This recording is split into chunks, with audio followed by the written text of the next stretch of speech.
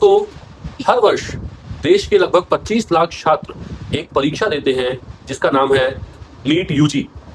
इस परीक्षा के द्वारा ये तय होता है कि ये छात्र भविष्य में डॉक्टर बन पाएंगे या नहीं बन पाएंगे।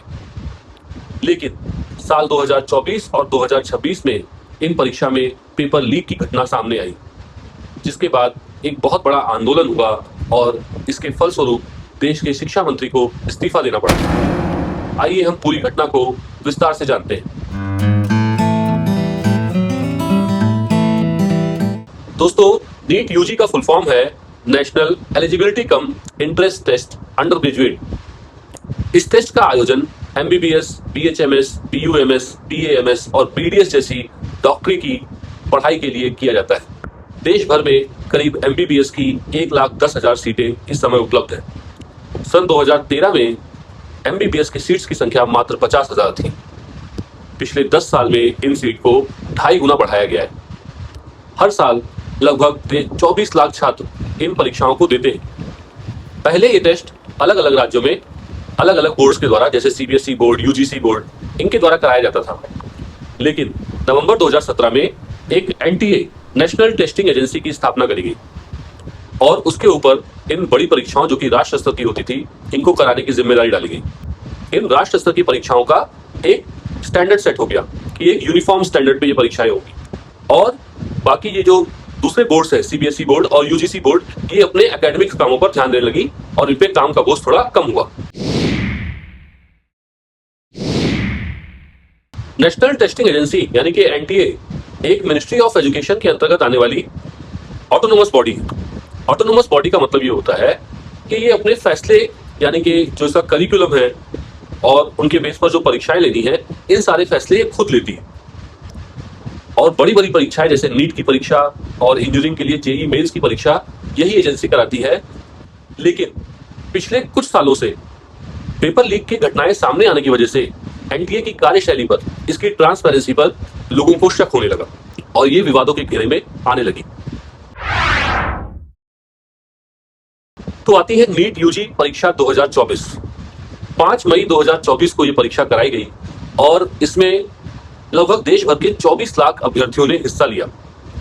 और उसी दिन झारखंड और बिहार के कुछ जिलों में पेपर लीक की घटनाएं का आरोप सामने आया। लेकिन एनटीए ने स्पष्टीकरण दिया इन परीक्षाओं के अगले दिन कि ये सोशल मीडिया पे फैलाई गई बेसलेस एलिगेशंस हैं और इनका वास्तविकता से कोई लेना देना नहीं है और पेपर पूरी ईमानदारी के साथ कराए गए। इनका रिजल्ट घोषित हुआ 4 जून 2024 को। इसमें लगभग 67 अभ्यर्थियों को 720 में से 720 नंबर, मतलब पूरे नंबर मिले हुए थे।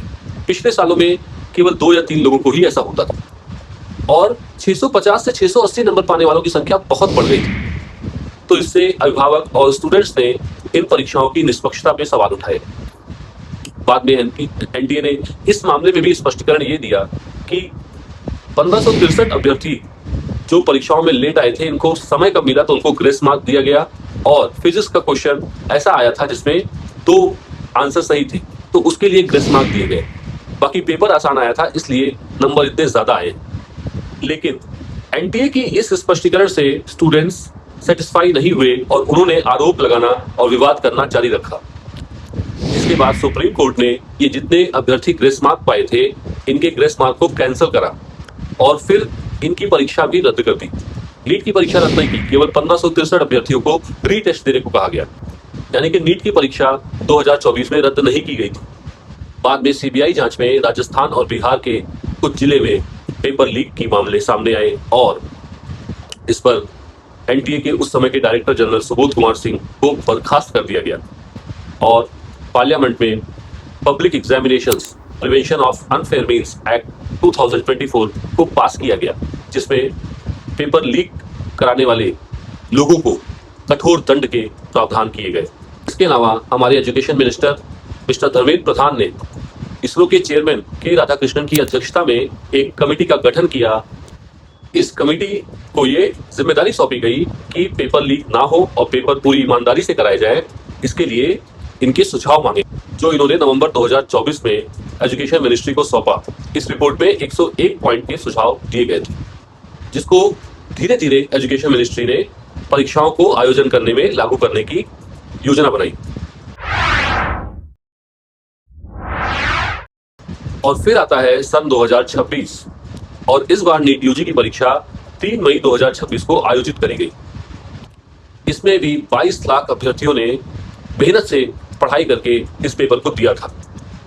सोशल मीडिया पर राजस्थान के सीकर जिले में पेपर लीक के गंभीर आरोप सामने आए और व्हाट्सएप और अलग अन्य सोशल मीडिया पर पीडीएफ में गेस्ट पेपर घूमने लगे, जिनके सवाल वास्तविक जो पेपर में क्वेश्चंस आए थे उनसे मिलते जुलते पाए गए। इन सब एलिगेशंस के आधार पे 12 मई 2026 को भारत सरकार ने पूरी नीट यूजी परीक्षा को रद्द कर दिया।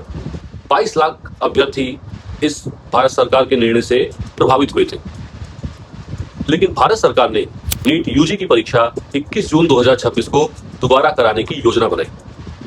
तो जो विद्यार्थी वास्तव में नीट यूजी को पास करना चाहते थे, उन्होंने दोबारा मेहनत करके इन परीक्षाओं को दिया और 16 जुलाई 2024 को इसका रिजल्ट भी आया। लेकिन दोस्तों, आपने कोई परीक्षा बहुत मेहनत करके दी हुई है और फिर आपको पता चले कि वो परीक्षा पूरी तरीके से रद्द कर दी गई और अब आपको दोबारा फिर से मेहनत करके वही परीक्षा देनी है, तो इससे काफी निराशा आती है और इसी वजह से छात्र सरकार से काफी नाराज थे।